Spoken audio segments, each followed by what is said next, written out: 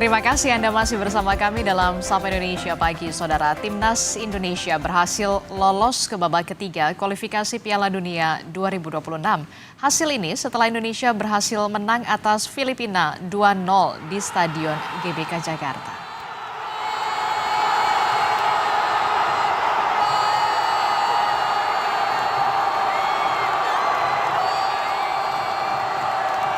Timnas Indonesia berhasil unggul di babak pertama lewat gelandang tengahnya Tom Hei. Tendangan Tom Hei melesat masuk ke gawang Filipina dan membuat timnas unggul, saudara.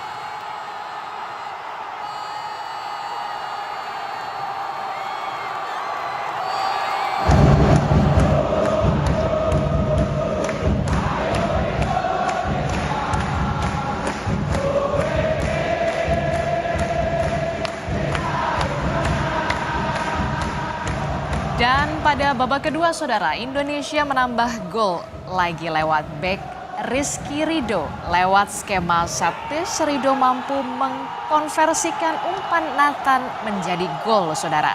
Tandukan Rizky Ridho tak mampu ditahan oleh kiper Filipina.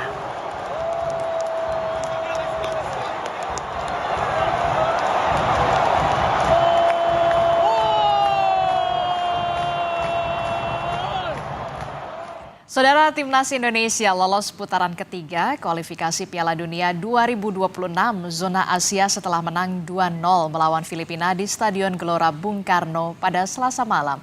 Selanjutnya akan diperebutkan 3 tiket lolos ke Piala Dunia 2026. Akankah jalan terjal menunggu Timnas di putaran ketiga? Kita akan membahasnya bersama dengan pengamat sepak bola tanah air. Sudah ada Bung Gita Suwondo. Selamat pagi Bung Gita. Selamat pagi Adisti. Bung Gita, ini kan ciamik sekali ya semalam Timnas Indonesia ini bahkan menang 2-0 atas Filipina. Nah, analisa Anda dengan permainan Timnas Indonesia semalam ini seperti apa? Siapa yang kemudian paling maksimal dalam laga semalam?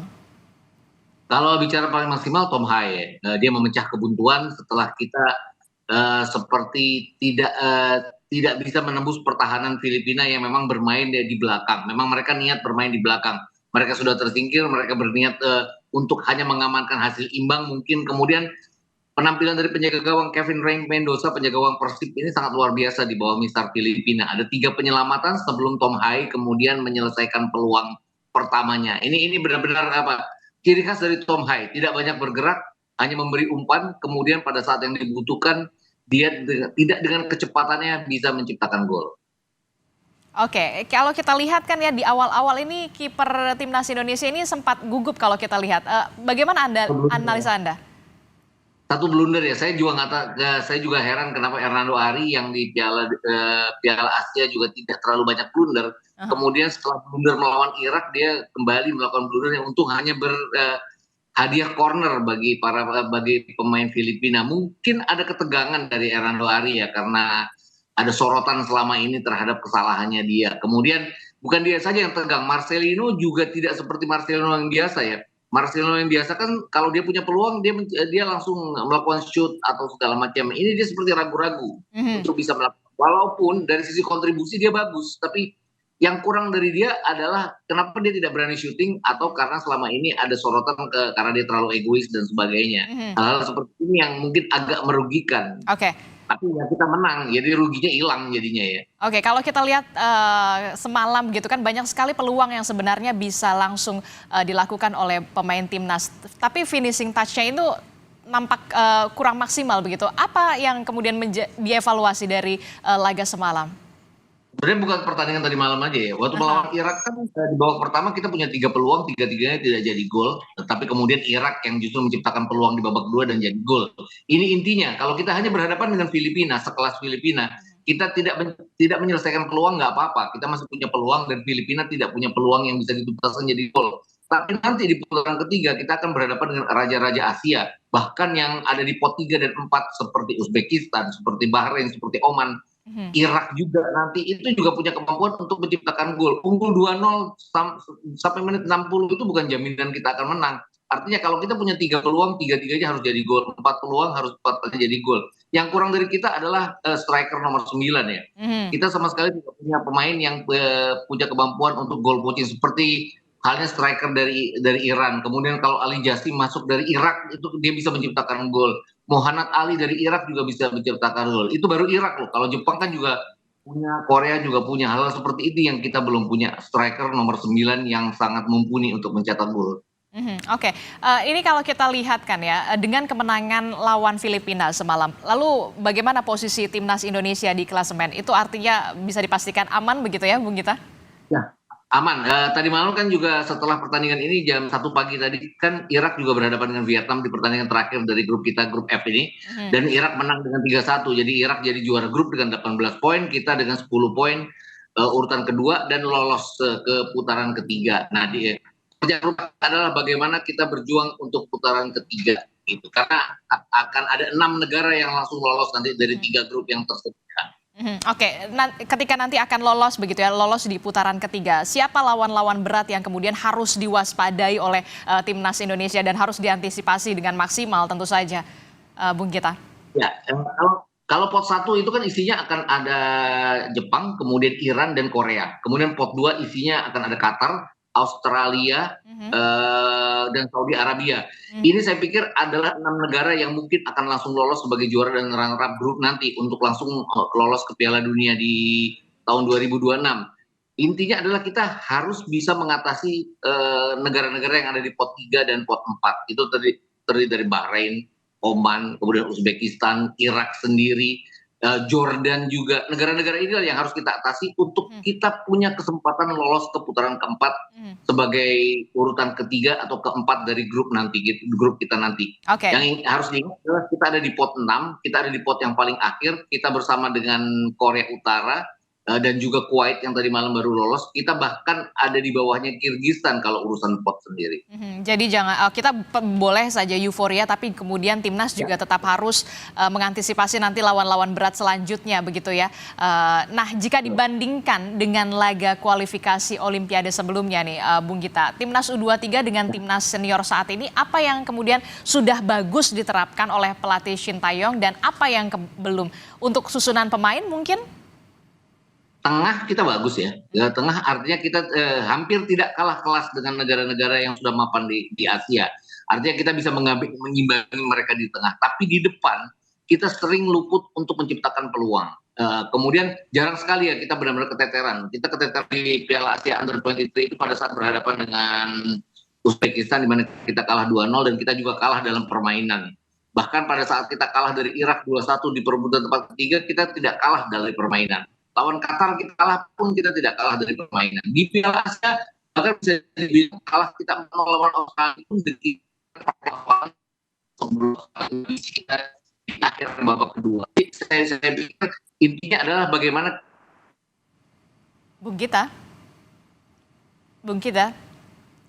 Nampaknya kita mengalami komunikasi yang terputus dengan pengamat sepak bola, tapi kita sudah menangkap begitu bagaimana timnas Indonesia memang saat ini sudah menang atas Filipina 2-0 dan masih ada PR selanjutnya yang tentu saja harus diantisipasi. Bung Gita? Ya, Ya, Bung Gita, yes. Bung Gita, ini kan kalau kita lihat ya kan euforia khususnya untuk supporter timnas Indonesia karena semalam memang sudah menang 2-0 atas Filipina dan kita melaju ke putaran ketiga. Apa pesan yang ingin Anda sampaikan kepada supporter Indonesia agar tetap memberikan kontribusi positif untuk timnas Indonesia? Biasanya kan euforianya ini kan terlalu wah bagaimana gitu ya biasanya Bung Gita. Saya pikir sih kita harus benar-benar mendukung timnas. Artinya kalau kita sampai kalah suatu saat nanti di putaran ketiga dan mungkin aja kita kalah kalau melihat kekuatan tim-tim yang ada. Yang harus diingat adalah kita selama ini hanya menang dari negara ASEAN loh. Vietnam 3 kali kita menang, kemudian kita menang dari Filipina. Lainnya kita kalah dari negara-negara Asia. Jadi mungkin aja kalah. Jangan membuli. Maksudnya ya udah diem aja. Jarinya nggak usah jarinya tidak harus tidak harus mengata-ngata karena pemain sudah berjuang sehebat mungkin mereka sehingga ini hasil maksimal yang bisa mereka dapatkan. Yang harus diingat adalah kita sedang dalam proses untuk mencoba menjadi kekuatan baru di Asia, tapi belum sampai ke sana. Kita sendiri ada di pot 6, itu artinya kita adalah negara yang dianggap terlemah dari 18 negara yang lolos. Kita hanya ada di atas Kuwait secara peringkat, kita 133, Kuwait itu 152. Bahkan kita dengan Korea Utara dan Kirgistan pun kita kalah dari sisi peringkat. Jadi ya memang kita harus harus mawas diri, harus waspada bahwa lawan-lawan kita juga bahaya, dan euforia boleh kalau menang, tapi kalau kalah jangan mencaci maki. Itu aja. Ya itulah kemudian yang harus terus digaungkan begitu ya. Jangan kemudian ketika menang begitu kan disanjung-sanjung, tapi kemudian ketika kalah kemudian malah dibully. Ini kan perlu kedewasaan juga dari para supporter Indonesia begitu ya, yang kita harus tetap bisa dikatakan memberikan dukungan dan juga semangat kepada timnas yang terus berupaya untuk bisa melesat begitu. Nah, selain lolos ke putaran ketiga, Bung Gita, timnas Indonesia juga berhak ya tampil di putaran final Piala Asia 2027 yang akan berlangsung di Arab Saudi. Nah, peluang apa yang kemudian akan didapat ini, Bung Gita? Ya, saya pikir ini untuk pertama kalinya sejak tahun 2004 ya kita lolos langsung ya. Tahun 2018 tahun 2023 kan kita lolos tapi lewat playoff. Setelah kita jadi juru kunci di kualifikasi Piala Dunia saat itu, di bawah Uni Emirat Arab, di bawah Vietnam, di bawah Thailand, bahkan di bawah Malaysia. Jadi intinya adalah kita sudah berhasil mengembalikan hegemoni kita, bahwa kita dianggap sebagai salah satu yang terbaik, salah satu dari 18 besar terbaik di Asia. Jadi intinya adalah kita harus lebih progres. Kalau PSSI mencanangkan progres lolos ke 16 besar di tahun 2023 dan kita berhasil. Walaupun ada yang mengatakan dalam tanda kutip dibantu oleh Kirgistan, kenapa kita tidak berusaha untuk lolos sampai ke perempat final? Vietnam sudah berhasil melakukannya di tahun 2019. Kenapa kita tidak bisa melakukannya? Kalau Vietnam bisa, kita juga harus bisa, dan kalau bisa tanpa bantuan dari negara lain. Oke, Bung Gita, ini kan kalau kita melihat juga yang kemudian disorot adalah ini juga kan banyak juga pemain diaspora. Apakah kemudian pemain diaspora ini sudah cukup memberikan influence kepada pemain yang benar-benar asli Indonesia kalau menurut Anda, Bung Gita? Kalau saya pikir iya ya. Kemarin kalau kita lihat ya bagaimana Nathan melakukan tendangan bebas, etis, kemudian diselesaikan oleh Rido. Tom Haye juga memecah kebuntuan. Verdong juga sangat luar biasa di sisi kiri. Kemudian Ivar Jenner masuk menggantikan Nathan juga sama baiknya.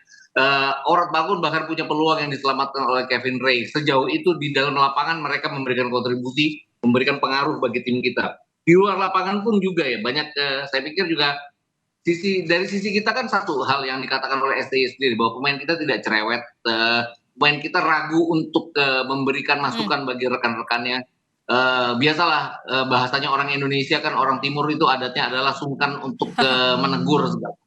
Di sana kan dalam bahasa yang kasar, kadang-kadang mereka dengan mungkin bahasa yang sangat kasar di lapangan kan mereka tidak ragu-ragu untuk melakukan teguran. Tegurannya bersifat positif. Itu yang saya pikir sisi positif yang baik dari kita. Walaupun untuk lolos ke Piala Dunia tahun 2026 nanti masuk 8 besar Asia, itu rasa-rasanya kalau melihat skuad kita harus belum cukup, dan kita harus bekerja lebih keras lagi untuk. Nah, ini yang menarik nih, Ratnar Oratmangun ini kan sebenarnya banyak peluang-peluang besar begitu ya yang semalam begitu, tapi tampaknya kurang maksimal begitu. Apa sebenarnya yang terjadi?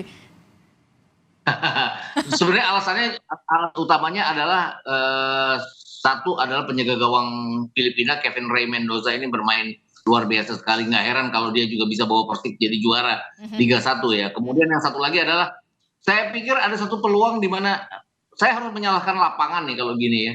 Ada passing lurus yang kalau dia lakukan di Eropa, itu passing lurus akan langsung sampai ke kaki pemain. Ini seperti seperti loncat-loncat kalau di lapangan. Kalau kita ngelihat langsung ke GBK, setiap bola di passing itu akan loncat-loncat. Itu menyusahkan Orat Bangun juga loh. Ada satu peluang di mana dia harus pindah bola dari kaki kiri ke kaki kanannya, itu dia terlambat karena bolanya loncat gitu. Kalau pengamatan saya.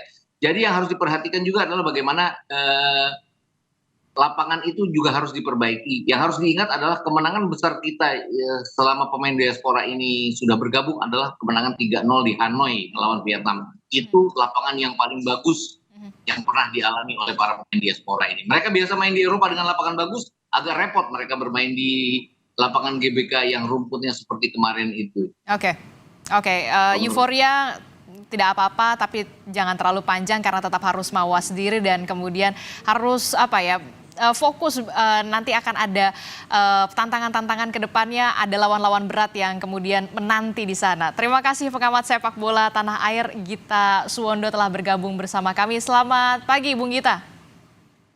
Selamat pagi.